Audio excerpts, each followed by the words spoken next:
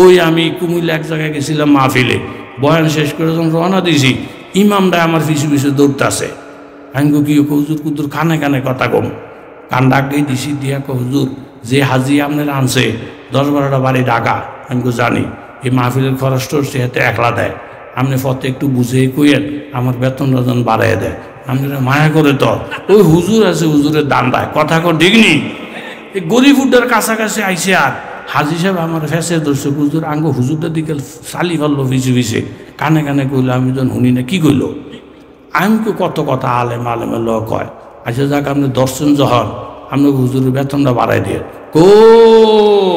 হাতে বেতনের কথা নেই, কইতে আপনার বেশি বেশি ধরে পারে একবারে চাকরিটা খাইয়া দেবো, একটা তেল হয়ে গেছে গা বেশি। আমি থাকছে ইতেন না, বেতন কত দেন? হুজুর 4,000 টাকা দিয়ে। ধর্মিয়া 4,000 টাকা একটা টেহা হইলো, আপনার বেতন বাড়াই দিয়ে পাবলিকের উপরে চাপ দিয়ে না, আপনার সম্বন্ধে আমি জানি কতটি বাড়ি আল্লাহ দিছে, পাবলিকের নামাজ রোজা পড়বো বেতন দিয়ে আপনি দিয়ে একটা হুজুরে না। হুজুর বেতন যদি 4,000 এমনি এমনি 2 টেহা পায়, আপনি তো রাইতে যান কেমনে ভাই? বেতন 4,000, আমাকে গ্রামটা দুনিয়ার বড়, এখানে মানুষ মরলে প্রত্যেকের ঘরের থেকে চাইল তোলে, চাল দিয়ে ইন্না রাখা দেয় খাটের সামনে, যে হুজুরে জানাজা করায় এই হুজুরে চাইলের বস্তা নেয়। আর আমগো যে গ্যারাম হুজুর আমগো দোয়ায় মাসে 4-5টা জানাজা লাগিয়ে থাকে, একটা জানাজা 2 মণ করে চাই দইলে 5টা জানাজা কয় মণ? কেউ কথা কন না কাকা? এই 10 মণ চাই নামাজের কাফারা রোজার কাফারা দুনিয়ার টেহা হুজুর এখানে ইমামতি করতে কত বেড়া আমার জ্বালায় দেই না, অন্যজন এতার পোষায় না, বেশি বদর বদর করে একের বাদ দিয়ে দেবো। আমি দেখলাম যে খাইছে বলার পাশে লাড়া দিয়া এই হুজুরটার কহালো আলি কিনা লাগবে, আমি বলি না তার চাকরি খাইয়েন না, থাক যেমনি আছে এমনি থাক, তবে আগামী মাহফিলের আগে আপনি মরার সম্ভাবনা খুব বেশি। ইরা কইছে ভাই বিশ্বাস করেন তা আনজা করে ধরছে বাতে না যে হুজুর আমরা দলি আল্লাহ আল্লাহ লোক তো আপনাকে মাধ্যমে কথা, আমি কই ডেইলি হয় কথা, আল্লাহ লোক আমাকে প্রতিদিনই কথা হয়, মুমিনের কথা প্রতিদিন, সেজদাত গেলেই তো কথা হয়ে যায়, কথা কন দিইনি। আমি আমার ভাই কইছি হুজুরি কি কর আগামী বছর আগে মাহফিলের আগে মরে যাবো, মরণের ডরাননি আপনারা? এমনি দেখবেন হুজুর আল্লাহর সারা কারণ ডরাই না, আল্লাহর সারা বেরি জামাই অসুস্থ বইবে কান্দে কান্দা কান্দা কয় কে ও কুলসুমের বাপ কত ভালোবাসে আপনারে, আহারে আল্লাহ আমার হায়াতটা আমার স্বামীরই দেন, স্বামীর মরণটা আমারে দেন, বেড়াকে হাতের মধ্যে যাতা দিয়ে ধরছে, কি করস রুগী হয়েছে আমি তুই মূর্তিকা কয় না আপনার অনেক ভালোবাসি, এই কয়ে তুইয়া মোহের জমা করস আর কি। আবার আমাদের কিছু মেয়ে লোক আছে ফান আনছে সুপারি আনছে হাদাটা আনে নাই, এই ডাকনাটা খুললই যখন দেয় হাদা নাই নাতি ফতি কইব হারাটা জীবন তোর দাদার হেন এরকম লানতের জিন্দিগি, কত মানুষ আল্লাহ মারে আমার চোহ দেয় না, হট করে মুনাজাত ধরে না, কেল হাদাটা কম হইলি মুনাজাত মরতো। এই খাইচতের মেয়ে লোক কথা কর আছে না নাই? এই বেরিয়ে না কান্দা কাইটা গেছে গা, এরপরে রাত্রেবেলায় গরু ছুটটা বেড়াগো নাইন দিয়ে ফানি খেতে গিয়ে গলা আটকে গেছে, গরু উঠছে বিপদ চোহ দেয় না, এমুল ঢুসা দেয় বেরিয়ে উঠানোর জন্য গিয়ে গরু উঠছে, বিড়ি চাই আল্লাহ বিকেলে কইলাম আজরাইল যেন আমার বাইটাই স্বামীদের যেন বাসায়, মাগু বেটিরা কত কথা কয় কইতে কইতে আজরাইল আই পড়ছে উড়ানো, মাগো লক্ষণ তো খারাপ, বেটি আসতে করে জানালা খুললা কই আজরাইল, বেটি মিশে কতই কয় রুগী হেই করে না তুই হেমুল আসকা হেমুল যা বেড়া কো মাগো কুলসুমার মা সারা দিন গেল আজরাইল দেখে ফাল্লাটা ঘুরেই দিছ, এই খাইছ তোর লোক কথা কন আসে না নাই? ওই মফিদুর তলিবিন কিতাব আছে একটা আমার বেয়াই পড়ছে, আমরাও পড়ছি, এনে একবারে কুলি ফোজা টানে, আজকে ফোজাটার জাতা হয়ে গেছে বেশি, কেল আজরাইল রাহে হ্যাঁ রে ফোজা পাইতে গার গরদান শেষ, কত মাইসের আজরাইলে রু নেয় আমারে সহ দেন এই গাছের তলে ফোজাটা রাখকে বইছে, এর মধ্যে একবারে টুপি মাথার দাইয়া জিজ্ঞাসা করতেছে লিমা দাওতানি দোস্ত আপনি কি লেখা রাখছেন, আপনি কি? আমি তো আজরাইল, আপনারা কাল কইতেছেন আজরাইল কো দুনিয়ার মানুষের ন্যাক আমারে দেখে না, আমি তো আজরাইল কো আমি আজরাইল কহ ও ভাই আপনারা ডাকছিলেন ফোজাটা তুলে দিতেন, ফোজাটা তুলে দিতে ডাকছিল চোরায়, আর আজরাইল লেগা এই ভালাটা ঘুরে দিছে, এই খেচ্ছদের মানুষ কথা জোরে কর আসে না নাই? আমারে তো বাতেনে যে যাতাতে দোষ হুজুর আপনাকে লোক আল্লাহ লোকের সম্পর্ক কত কথাবার্তি হয়, আপনি কেমনি করেন আগামী রোজ মাহফিলের আগামী মরে হুজুর গাড়ি থামান আগে আসল কথা কর, আমি কই না মরে যাওয়ার সম্ভাবনা খুব বেশি খুশি কি আরে হুজুরের বেতন কত কিও রাজেশ্বরের আমার এত ফাঁকনার মুসুরি কই গেল বেতন কত আর 15-20 হাজার খাইতে হইলে মানুষ মরণ লাগে 4টা 5টা জানাজা হইলে 10 মণ চাইল পায় আমি কই হাজি সাহেব আল্লাহর কি মর্জি এই মাসে একটা মানুষও মরে না 28 তারিখ হয়ে গেছে এখন হুজুরে হাত তুললে কি দোয়াটা করবো আল্লাহ এই দেশে সুদ দিলে ঢাকার হুজুর দিয়ে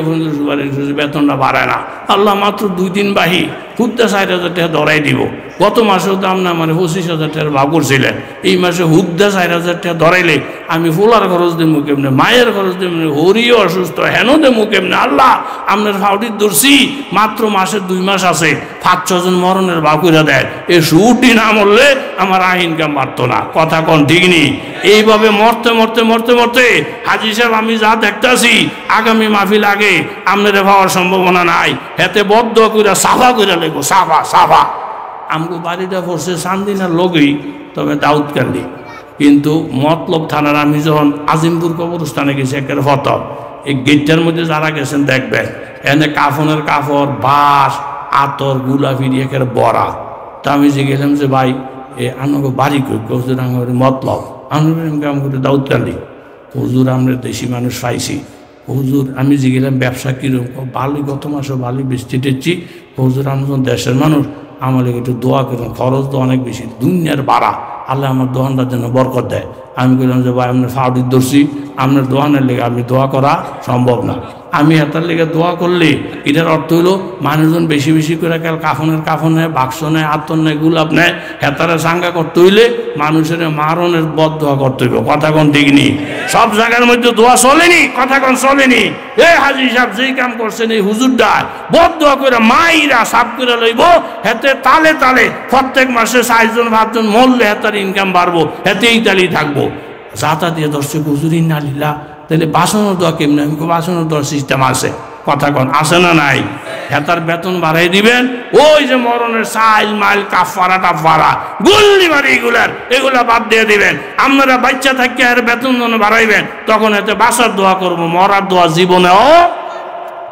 দেন তকবে নারায়ে তাকবীর এই হযরত আলীর জন্য বুড়ারে তুইয়া ফাল্লুনির একটা কোনি দিত বুড়ারে শক্তি আসেননি আলীর জন্য আসিল নি যেহেন শক্তি দেওয়ার দরকার হেন গিয়ে বইয়েছে একটা বেড়ার ডগ আর যেহেন ইজ্জত দেওয়ার দরকার হেন গিয়ে একেবারে বাঘের মতন হয়ে যা এই জাতের মানুষ আসে না নাই মিয়া চাষা রেখে গেলাম দোয়া করেন কই আলীর জন্য রোয়ানা দিছে মসজিদে যখন রোয়ানা দিছে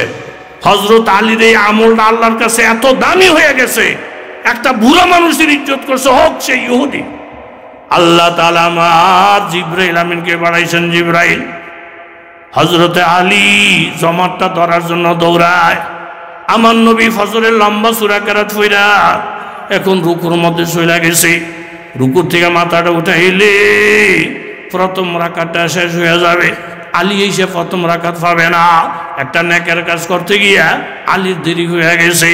আলীর আমলটা আমার কাছে বড় দামি জিবরাইল তুমি আমার নবীকে সালাম জানাও নবীকে সালাম জানে বলো ইয়া রাসূলুল্লাহ হযরত আলী একটা মহৎ কাজ কইরা নেকের কাজ কইরা জমাতটা ধরার জন্য দৌড়ায় আল্লাহ তাআলার হুকুম হযরত আলী মসজিদে না আসা পর্যন্ত ইয়া রাসূলুল্লাহ আপনি রুকুর থেকে মাথা উঠাইবেন না জোরে বলেন সুবহানাল্লাহ ইবাদত বন্দেগী গেল আপনি নিজে বললে হইব আল্লাহ আল্লাহ রাসূল যেটারে বলে হীরার নামে ইবাদত কথা বলেন ঠিক কি না এইদিকে যারা ফলাইয়া গেছিল সব দৌড়ে দৌড়ে বাইতাইছে আয়ে কো দাদা আপনি অনমরেন নাই কনা আলীরাতে ধরা ফুরুন না মানুষ তো বাঁচে না ও ফারা পুরুষেরা শোনো রে আলী আমারে মারার জন্য ধরে নাই আমরা তো নবীর বদনাম কই ইসলামের বদনাম বলি কিন্তু নবীরও চিনি না ইসলামও বুঝি না রে বাজার আলী আমারে মারার জন্য ধরে নাই রে আলী যেই নবীর কলমা পড়ছে ওই নবীর আদর্শের মধ্যে একটা আদর্শ হইল সমাজে যদি কোনো বুড়া মানুষ থাকে অসহায় মানুষ থাকে শক্তিশালী মানুষ যারা কোন ধর্মের কোন মতের সেটা হইল ভরে শক্তিশালীরা দুর্বলকে সাহায্য করা এটা হইল নবীর আদর্শ সাবিদের আদর্শ আলী যেইভাবে আমারে কোলে লইছে যেইভাবে আমার কান্দে বহন করছে, আজকালের সন্তানরাও বাবার এটা করে না। আলী তার আদর্শগত অভ্যাসে আমাকে বাড়িতে বুঝিয়ে রেখেছে, মারার জন্য ধরে নাই। এই কথাটা শুই না হাজার হাজার যুবক, বৃদ্ধ, পুরুষ, মহিলা একমত হয়ে গেছে, দাদা এটি যদি নবীর আদর্শ হয়, সাহাবীদের আদর্শ হয়, কেন নবীর বিরুদ্ধে কথা বলি, সাহাবীর বিরুদ্ধে কথা বলি? চলেন কোন জায়গায় গেলে নবী পাবো? বলে মসজিদে গেলে। দেরি করেন না, চলেন মসজিদে চলে যায়। হাজার হাজার এলাকার নারী পুরুষ একত্রিত হইয়া